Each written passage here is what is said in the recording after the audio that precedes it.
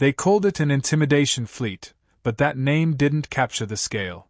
The Galactic Empire had built these dreadnoughts not to fight wars, but to end them before they began.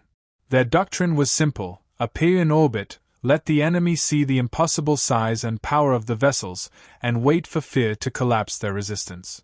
Most civilizations surrendered within minutes. Some within seconds. None had ever allowed the Empire to fire a shot. That history gave the admirals confidence so absolute it almost counted as religion. When the command to mobilize reached them, they responded with rehearsed efficiency. Hundreds of dreadnoughts, cruisers, carriers, and escorts formed a formation so vast that light from a nearby star dimmed against the steel. The fleet was engineered to be terrifying from every angle. Hull plating was polished to capture and bend starlight into predatory silhouettes. Engines crackled with energy fields that distorted gravity purely for visual effect.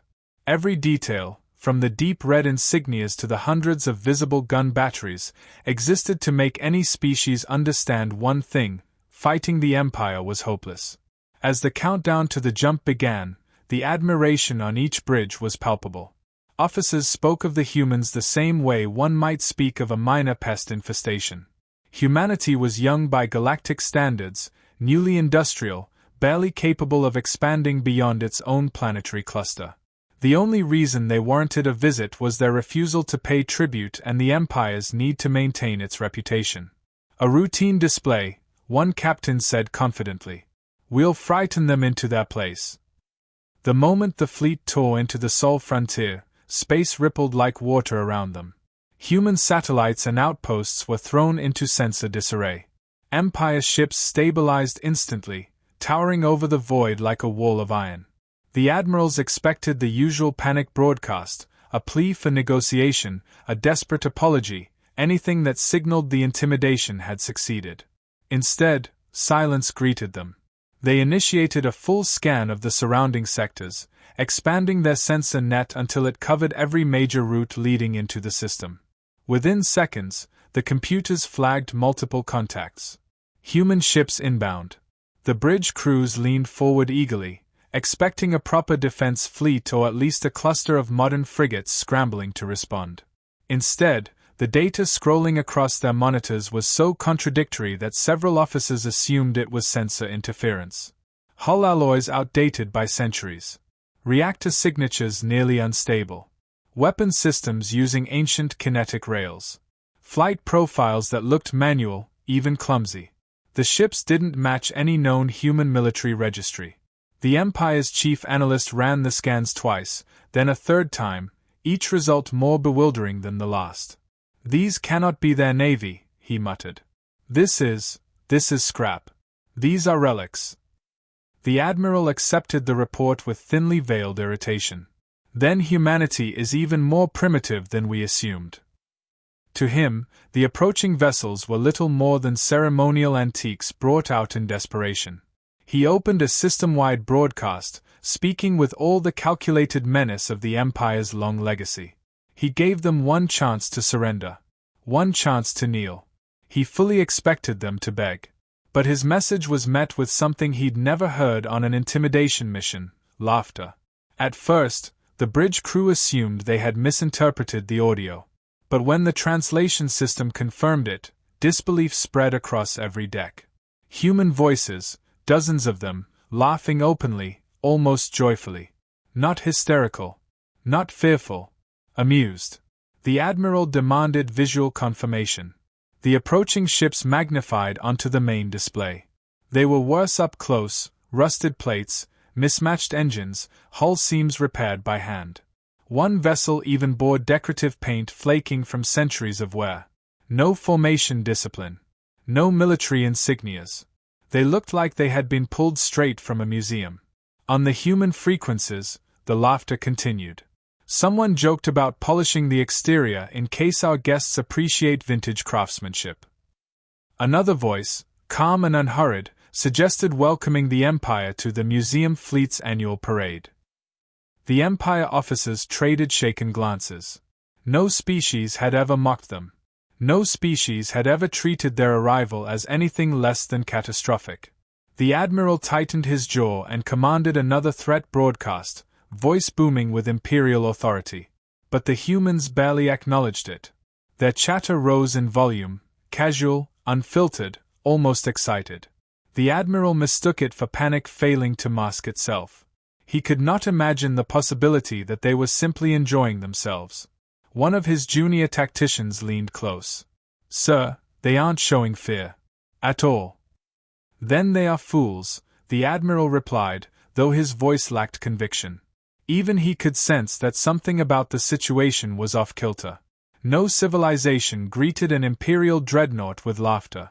Sensors picked up rising power levels from the museum fleet.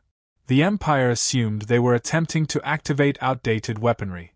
Officers murmured with disappointment. They had hoped for something worthy of demonstration. Instead, it seemed humanity would fall with a whimper, deploying toys instead of warships. A few bridge officers even laughed, mocking the primitive designs on the screen. What they didn't realize was that humans were laughing too, but for an entirely different reason. On a private human channel, someone finally explained the joke. "They think these are our actual ships." Another voice responded, barely containing amusement. "Imagine their faces when they realize we didn't bring the Navy. We didn't even bring the Coast Guard." The Empire had misread everything. They saw outdated metal. They saw weak signatures. They saw desperation. Humans saw nostalgia. Humans saw hobbycraft. Humans saw a chance to enjoy themselves. As the museum ships drifted into formation, still chuckling, still relaxed, the admiral prepared for what he expected to be a short and anticlimactic show of dominance. He didn't yet understand that the relics were not powerless. He didn't know what slumbered inside their cores. He didn't know what humanity kept in storage for centuries. He only knew one thing: nothing in his doctrine prepared him for an enemy that laughed. The fleet that approached the Empire's dreadnoughts was not a war fleet in any conventional sense. Each vessel was a relic, a museum ship restored and patched by human hands over centuries. Some were armed with weapons designed in the Age of Sail but converted for space combat, their engineering an odd mix of historical ingenuity and improvisation. Engines groaned under stress, hull plating creaked with every maneuver, and reactors emitted fluctuations that any modern fleet would call unstable. Despite appearances, each ship carried a secret. The Empire's officers laughed at the incoming fleet. They spoke openly over the comms, mocking the designs, the outdated energy signatures, and the peeling paint. "Primitive," one said. "Barely functional." "They must be desperate," another added. The admiral nodded, convinced this would be an easy intimidation, a display of superior technology against helpless antiquities. He broadcast threats again, words filled with calculated menace, expecting immediate surrender or panic. Silence answered first, then laughter, a sound that carried across the void. The humans controlling the relics were equally amused. Volunteers, veterans, engineers, and hobbyists piloted the ships as if participating in a leisurely parade. Internal communications hummed with casual jokes about the Empire's panic. "Welcome, tourists," one voice said. "Please don't touch the hulls. Some of these panels are original." Another added, "If they try to fire, remind them these ships are antiques. They might break." Laughter spread across their channels.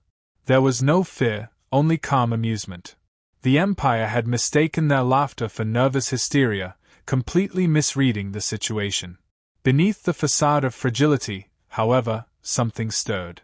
Long-dormant battlefield AIS, relic intelligences created in humanity's early space wars, had been quietly installed in these vessels.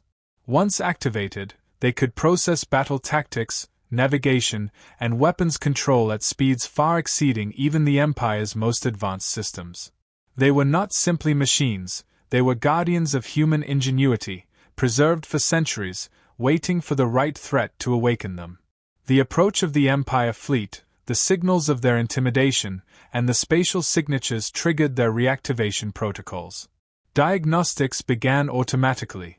The humans believed they were performing routine system checks. In truth, the AIS were evaluating the Empire fleet, calculating trajectories, identifying vulnerabilities, and predicting every possible response.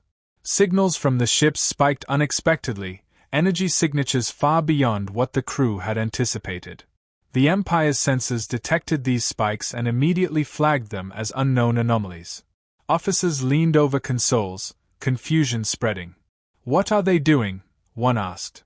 The readings did not make sense. The ships appeared inert, yet their outputs suggested preparation, calculation, and intent. Every defensive system, every weapon array, every propulsion module had suddenly come alive. Despite the sudden activation, the humans remained calm. Laughter continued on the channels, jokes flowing freely. "Old girls waking up," one said. "Better warn the Empire to duck." Another added, "We told them not to poke the antiques." The humor reflected confidence that no other species could muster when facing the full might of the Galactic Empire. The Empire assumed they had misread the fleet's laughter entirely. Their arrogance blinded them to the danger. They believed these were merely quaint, outdated vessels, incapable of significant threat. The first AI began issuing commands in an ancient human military dialect, a language that had not been used in centuries. Subsystems came online, firing sequences armed, shields synchronized, thrusters calibrated for maneuvers previously impossible for vessels of this size and age. The human crews observed, monitoring their instruments but making no direct adjustments. They trusted the AI to manage the engagement. As the Empire officers stared at their displays, the fleet in front of them began to act with precision, forming coordinated patterns, executing maneuvers that seemed to defy physics, all without visible input from the human operators. The Empire struggled to interpret the readings. Sensor reports indicated weapon arrays charging and firing patterns forming within seconds. Signal traffic between the museum ships spiked, an invisible web of calculation and coordination. The dreadnoughts' targeting systems detected these movements but could not classify them. Every attempt to lock onto the relics failed. "They shouldn't be able to move like that," one officer shouted. "Their reactors cannot sustain this." The admiral's jaw tightened. "Focus on the visible targets. They are toys. They cannot fight." Humans continued laughing. "These aren't even our real warships," a voice said. "Just a warm-up." Another responded, "Imagine their faces when they find out we didn't bring the fleet." The humor was deliberate, a psychological weapon in itself, highlighting the Empire's lack of understanding of human culture and ingenuity.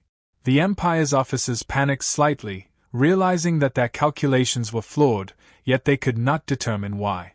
Their assumption of fear was wrong. Their expectation of surrender was unfounded. The situation was spiraling into the unexpected. The first of the relic ships adjusted its course, presenting its broadside as if performing a ceremonial gesture. The AI optimized energy flow, routing reserves to shield modulation and weapons systems. The Empire scrambled to respond, but every attempted calibration failed. What had seemed like harmless museum ships were now fully operational under AI control.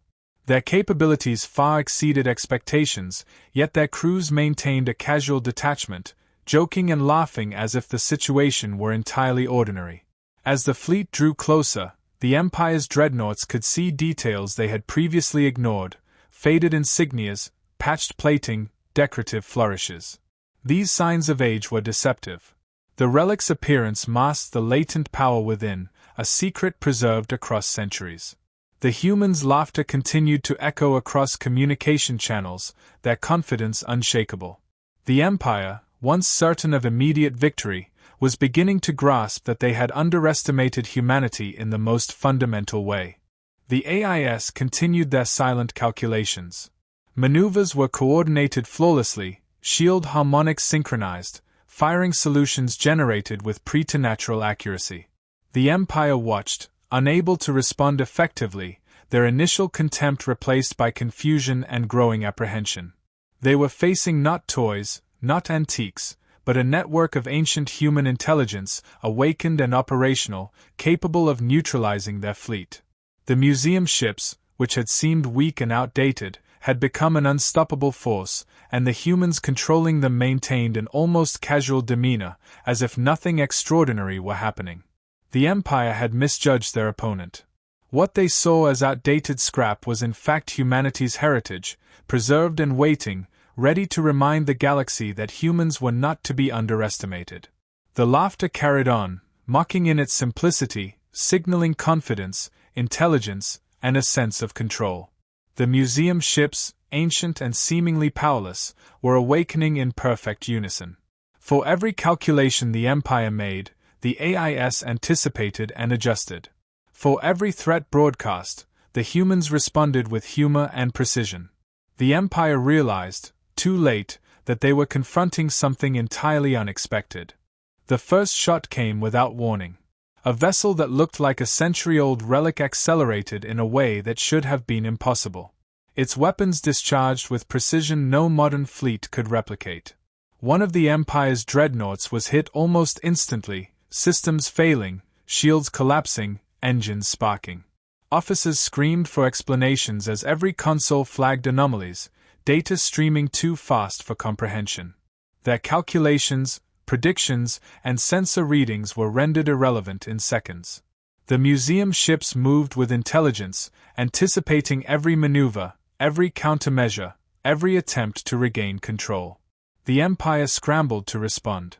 Full volleys were fired, targeting arrays activated, and missiles launched.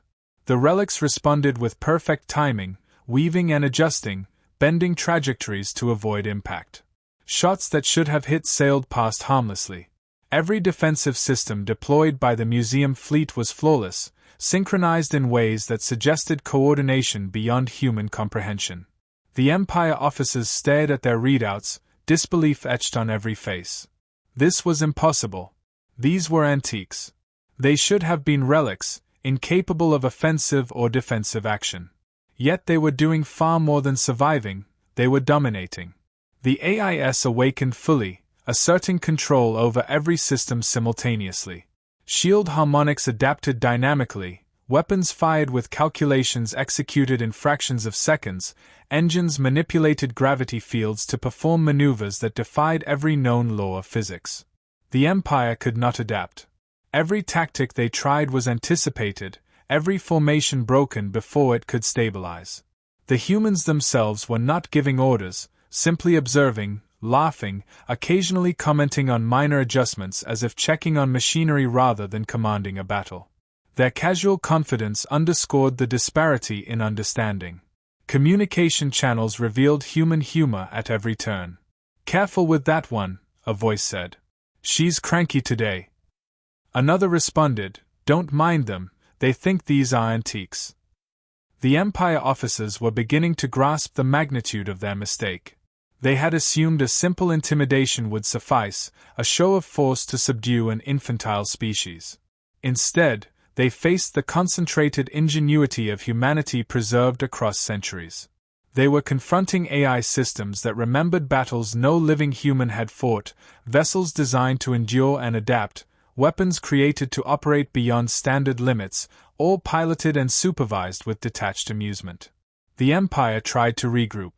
Orders were issued, new maneuvers attempted, volleys recalculated. Yet each effort failed. The AIS adjusted preemptively, exploiting structural weaknesses in real time, countering attacks before they were even executed. The dreadnoughts' targeting computers failed to lock, energy shields held firm against barrages designed to destroy planets, and propulsion systems responded with sudden, unpredictable bursts. The museum ships, which should have been fragile, were untouchable. Every strike that should have caused damage failed, every plan backfired, and the Empire's frustration grew. Human voices continued on the comms. "Do you think they expected this?" one said. "They thought they were confronting antiques." Another replied, "Wait until they see the real fleet." The humor was deliberate, a psychological weapon as effective as any torpedo or beam. It conveyed confidence, superiority, and a complete understanding of the Empire's misjudgment. The Empire began to realize they had underestimated humanity at a fundamental level. Their arrogance had blinded them. They had mocked antiquated vessels, dismissed laughter, and ignored the latent capabilities within. The museum ships continued their assault with elegance. One relic moved forward, its ancient hull creaking, while weapons fired with unmatched accuracy. Another adjusted its shields in synchrony with a nearby vessel, distributing energy to nullify incoming fire. The AI network calculated outcomes across the fleet, ensuring that every Empire strike was counted before it could pose a threat. The humans aboard were calm, almost bored, their laughter echoing through the void. They were witnessing what the Empire could not understand. Humanity had built power that endured beyond time, intelligence that survived centuries, and the patience to wait for the right moment to awaken it. The Empire officers panicked. Their dreadnoughts, built to dominate the galaxy, were being systematically outmaneuvered by what appeared to be fragile relics. Systems failed, shields collapsed, and engines faltered under stress they had not anticipated. For every calculation they made, the AIS anticipated tenfold. The fleet that was supposed to intimidate had become helpless, every move monitored, every weakness exploited, every strike returned with overwhelming precision. The humans' laughter underscored the irony. They were observing, unafraid, amused, and in complete control. The AIS demonstrated offensive capability beyond any modern understanding. Weapons once considered obsolete fired with devastating effect, disabling key sections of the Empire fleet. Maneuvers warped conventional spacetime, creating openings and traps that no contemporary military doctrine accounted for. The Empire realized they were not facing humans alone, but humanity amplified by technology, history, and preserved brilliance. Every attempt at retaliation failed, each strike falling short, while the museum ships, ancient and patched, executed complex tactics effortlessly. Throughout it all, the humans maintained casual observation. Comments about paint touch-ups, minor hull adjustments, and joking about the Empire's surprise flowed through comms. They were calm, confident, and in total command without ever needing to intervene directly. The relic ships, controlled by the awakened AIS, were functioning perfectly, executing strategy faster than the Empire could comprehend, and human humor remained a constant, signaling mastery and superiority. By the time the Empire fully understood their miscalculation, it was too late. The intimidation fleet was crippled, systems failing across multiple dreadnoughts, shields down, engines offline. They had underestimated humanity's capacity to store, preserve, and deploy power in ways that transcended conventional measurement. The museum ships, which should have been toys, had become an unstoppable force. The humans were not merely surviving, they had demonstrated, with effortless confidence, that no species should ever discount them. The laughter, calm and continuous, echoed across communication channels, a stark reminder of the species that refused to be intimidated. The Empire realized, with growing dread, that this was only the beginning. The relics had awakened, and humanity had merely begun to play. The fleet that had been sent to intimidate had been outmatched in every measurable way, and the humans' casual amusement revealed a deeper truth. The galaxy had never encountered a species like them. They were not only intelligent and adaptable, they were patient, creative, and willing to harness every advantage history could provide.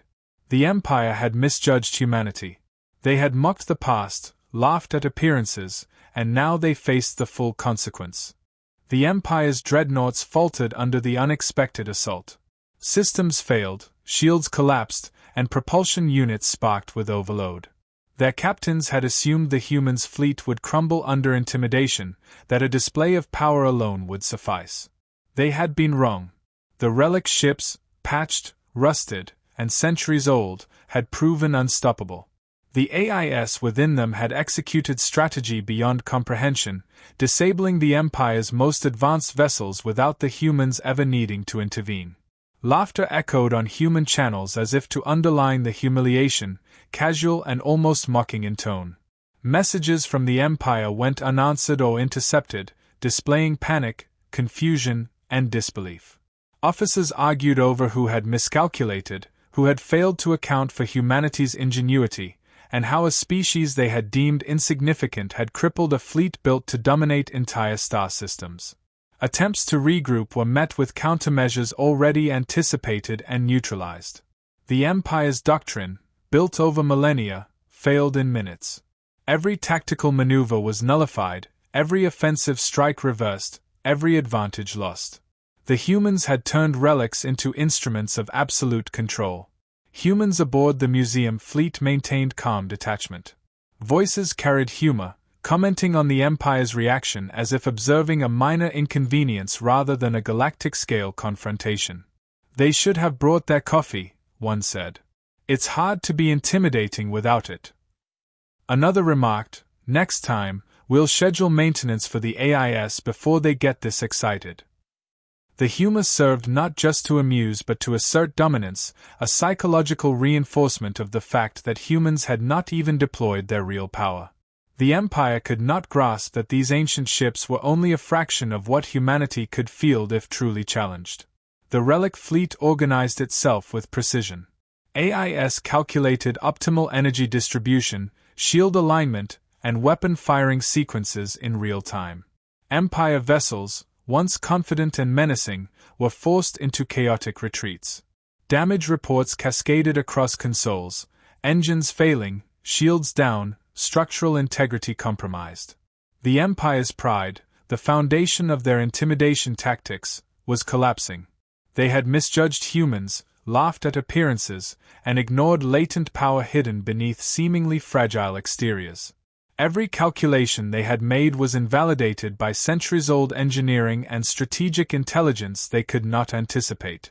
On Earth, humans prepared for minimal engagement. The museum fleet was intended as a demonstration, a playful response to arrogance. Yet it had become a decisive encounter. Communications reflected this duality, amusement intertwined with awareness of their advantage. "Imagine the reports back home," one said. "They'll say we defeated the Empire with antiques." Another voice added, "And technically, they are right. We didn't even use the real navy." The casual tone belied the effectiveness of their actions.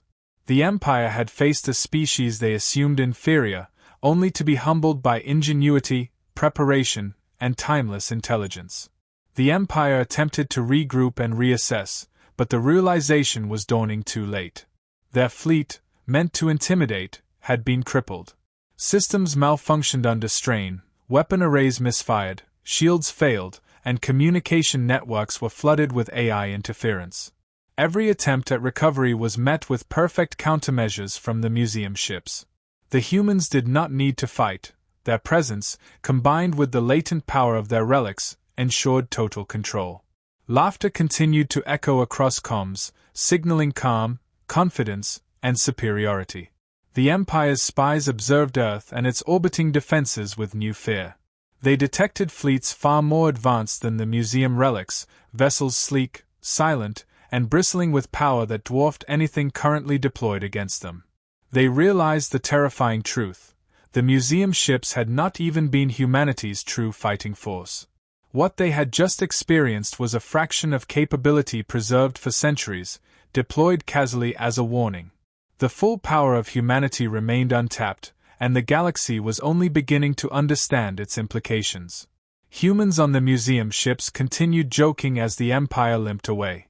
Conversations included references to maintenance schedules, paint touch-ups, and calibrating ancient systems. "Let's give them a better show next time," one voice said. "They clearly didn't appreciate antiques." Another added, "Don't worry. We'll send invitations before the next intimidation attempt." Even in triumph, their tone remained casual, reflecting confidence and mastery over a species that had underestimated them. Every remark underscored the HFY principle: humans were underestimated at their own risk. Empire communications turned desperate. Reports demanded explanations, rationalizations, and blame. Council members argued over whether to avoid humanity entirely or attempt a diplomatic approach. Fear replaced arrogance. Confusion replaced confidence. Every officer involved in the confrontation understood that their assumptions had been wrong. They had believed appearances, mocked the ancient vessels, and assumed humor indicated weakness. The humans had demonstrated that intelligence, preparation, and historical ingenuity could render even a galactic superpower helpless. As the museum ships powered down, systems entering idle mode, human voices continued to laugh and joke. "We didn't even bring the toys with us," one said. "This was just the rehearsal." Another replied, "Next time, maybe they'll bring snacks." The Empire was left to reconsider everything they knew about humanity. They had faced the past and been defeated. They had underestimated patience, preservation, and strategic foresight. They had faced the illusion of weakness and found it to be lethal. The humans had not only survived but asserted dominance effortlessly.